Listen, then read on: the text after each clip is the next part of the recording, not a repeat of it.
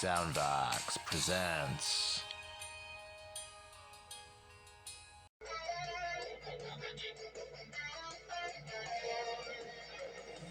Lego Transformers.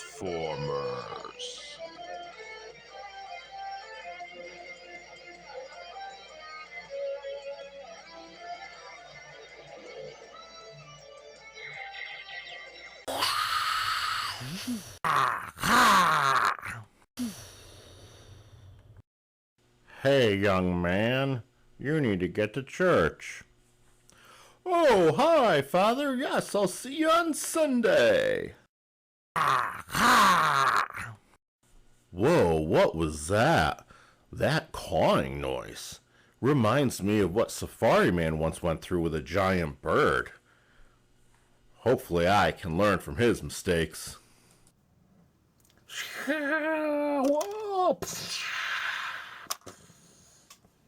Ha ha ha ha! Unlike Safari Man, I'm gonna duck. Ha ha ha ha ha! Yeah! Cutthroat! Hello, Lego Transformers fans. Here we have Lego Transformers Cutthroat.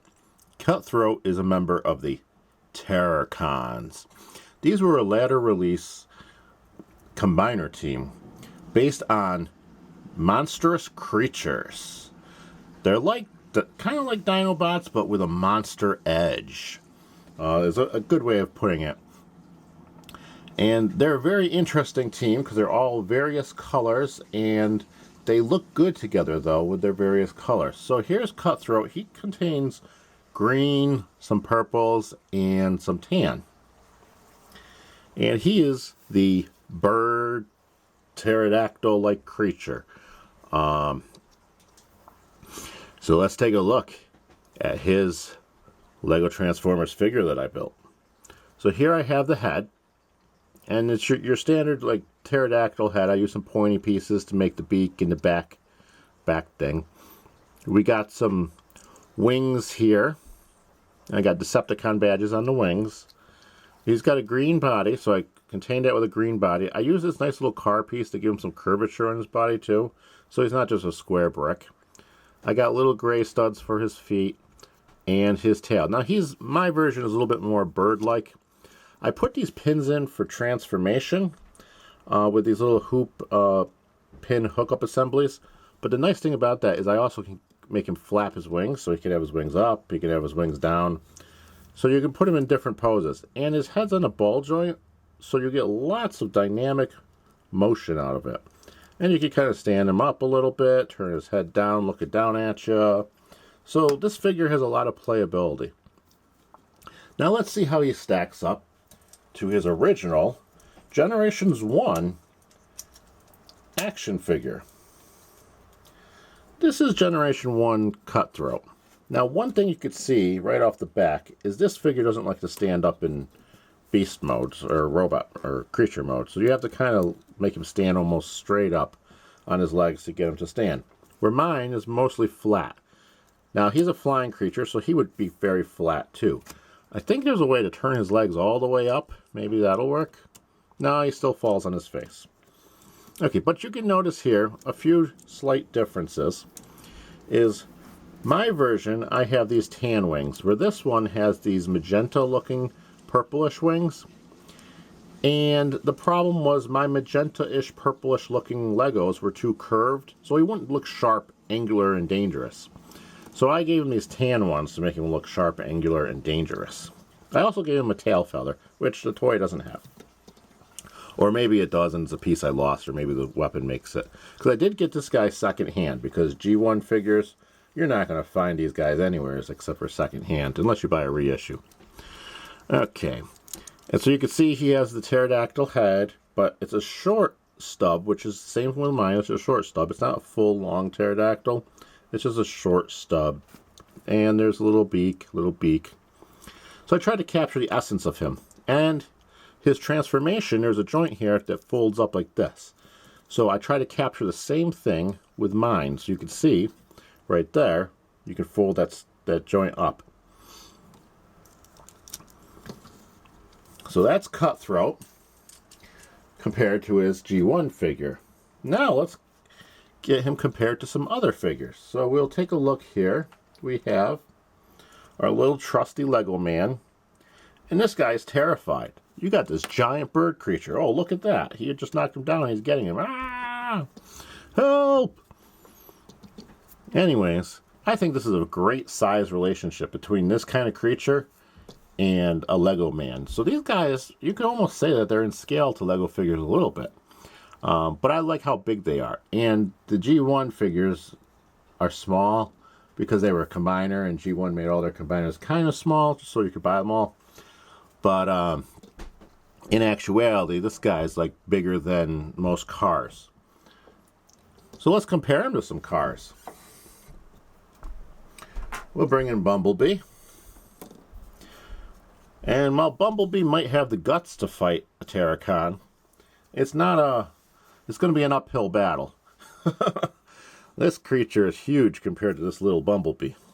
If you put them next to each other, Bumblebee's only half the size of Cutthroat. Now let's move Bumblebee out of the way and bring in Breakdown. Breakdown's a Stunticon. One of my smaller car builds, but bigger, obviously, than the mini-bot cars. And he looks pretty good next to him. They're about the same length. But of course, Cutthroat is big enough to basically carry a car. He's so big. So even Breakdown wouldn't want to fight Cutthroat in battle. Besides, these Terrorcons usually can face off against Dinobots or anyone else. They are pretty tough, scary dudes. So that was our view of our Lego Transformers Cutthroat. Now let's transform him. To transform him, the first thing you want to do is take his head, and it just folds back, but it's on this little ball joint with a little stem, and the stem goes into this little curved piece with holes, so I just rotate it around backwards. So now it's less obvious that there's a dino or a creature head behind him. Now, I have these little flat pieces with the curves. I use these a lot in Lego Transformers builds because this flipping motion is a great motion. It works perfect in cars. It works perfect in creatures. It's a great motion to get if you can get it in the right spots.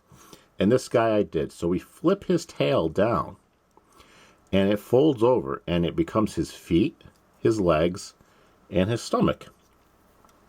And then we can stand him up on it. Now we take his wings, just like the toy. We flip the wings backwards. And you can see his arms underneath. Now, because of the size, I did have to leave some gray studs out. Because if I put too many in, he'd be too swole. He's not really the weightlifter in the gym. So we're going to rotate him on his ball joint, his arms. And you got to kind of hold the ball joint together to rotate it. Because they come off pretty easily. But the reason that I'm not securing them down is because the wings need to be flatter, not giant. If I was to secure it down, this guy would be like twice the size. I wanted him to look good. And then I do the same to the other side. Wing back, rotate the arm around. I originally built this guy with stud friction arms, but they would fall off a lot. As we know, stud friction isn't the strongest, most secure way of movement. So now we have Cutthroat in robot mode. And here we have Cutthroat in robot mode. He looks pretty cool. He's very glossy in the light because of his lighter colors. I use a lot of light tan on him. I know the toy's wings are purple, but I liked the way the white tan Lego pieces looked, and I didn't have the right color purple to kind of make them angular. They would have been more curved and not as dangerous looking.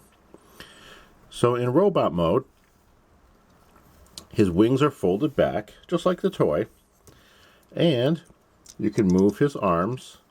They're on ball joints. I use ball joints. I originally designed him with one stud where his arms would flip around, but they kept falling off. As we know with Jetfire that I did a long time ago, one studs usually cause pieces to fall off easily. So instead of stud friction, I used a ball joint, and this works way better. Plus, it gives it more articulation in the arms. I love the way this figure came out. I put a light pink dot here for his Decepticon badge. It just looks cooler with the color scheme than the dark purple. Though on the wings he has the dark purple Decepticon badges. The way his legs worked, they're on a pin, and they rotate around, kind of like most of my Predacons, if you watch the old Predacon videos. I designed this guy originally back when I did build the Predacons, which was many years ago, but I had to redesign him recently to make his wings work better and his arms work better. And now I think he's in his perfect final mode. As the robot, I used the 3-1 studs to make his head. I like this sandwiching technique. I use it for a lot of my robot heads. And for these guys, it gives them that square head look, which, since they were combiners, their toys had square heads. Let's look at him compared to his original figure. Here's the original G1 figure. Now these guys are about the same size, which is pretty cool that I got them to be the same size. The only difference is my figure has a little more articulation in the arms. For this figure, the arms are just on these little pins, which is originally why I went for stud friction, but the arms didn't want to stay on from that. And I like the way that mine transforms, it curves around. This, they just slide out. Now, the thing with this sliding out is it's so hard to get into Legos to get something to slide out like this, because you have to build so much frame around it that it's much easier to have it flip over. The only other difference is his feet and his bird feet are smaller on my version than on this version, which I don't mind because he is pretty much a bird transformer. He flies around a lot. And the robot head is on the chest of the toy, but on mine, the beast head is behind his back. So the beast head is on his chest in this one, but on mine, the beast head is behind his back. Let's get rid of the toy, the G1 figure, and let's bring out some guys for size comparison. So here we have the Lego minifigure. And these Terrorcons are pretty good size to the Lego minifigures, because the Lego minifigure almost looks like the size that a real person would be to a Terrorcon. Maybe not. Maybe he would be bigger. Maybe he would be like maybe this much bigger. But I think they look very good next to each other. Now let's take the little Lego figure away and bring out Sideswipe. Now Sideswipe is one of my larger car builds, so I like using him. He's smaller than Prime, but bigger than the Stunticons, so he makes a perfect size view for medium-sized robots. And these guys are all pretty medium-sized. They're all the same size, kind of same size as Sideswipe.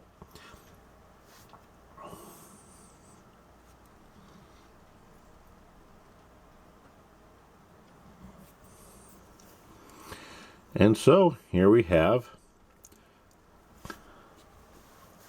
Decepticon, Terrorcon, Cutthroat. If you liked this episode of LEGO Transformers and you want to see more, stay tuned and subscribe. And if you like the channel, like it, and leave me a comment. And there'll be plenty more LEGO Transformers.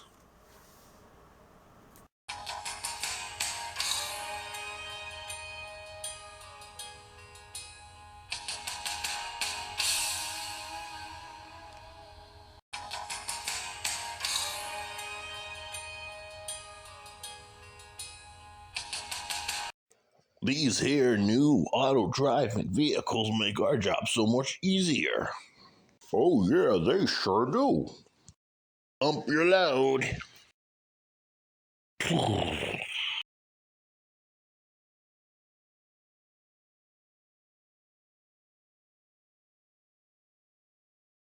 Dump your load.